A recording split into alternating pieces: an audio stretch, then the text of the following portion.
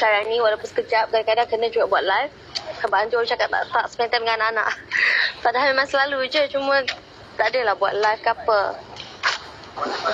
We just do live for waiting mommy finish her Ice cream. Ice cream bread. Okay, excuse me. Eden, do you love mommy? Yeah. Why? Because she gave birth to me. Apa dia? Because she gave birth to me. Masyayang.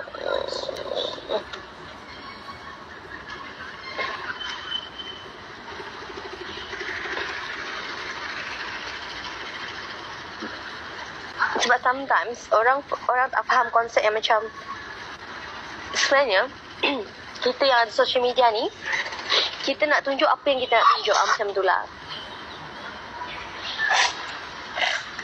Sometimes masa dengan anak-anak ni biasa rasa macam sangat precious. Bella rakam tapi Bella tak post. Kan Eden? I'm always with my kids. Tapi Bella macam semua je dalam phone Bella. Tapi tak adalah buat live ke. Yang kadang-kadang kalau Bella dengan katanya dengan YB kan, fans ambil gambar, fans berakam video, dan sometimes our PA lah macam Neil, Jack, Ami, diorang yang ambil video.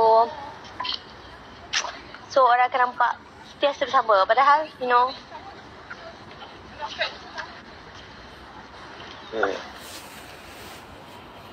sama dengan, Bella minta maaf kalau ada macam contohnya artikel-artikel yang keluar kan. Sometimes interview tu dia buat satu kali saja.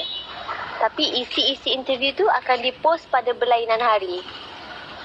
Padahal interview tu sekali je, tapi nampak macam Bella ni setiap hari nak update. Padahal tak pun. Tapi tak apalah. Joy,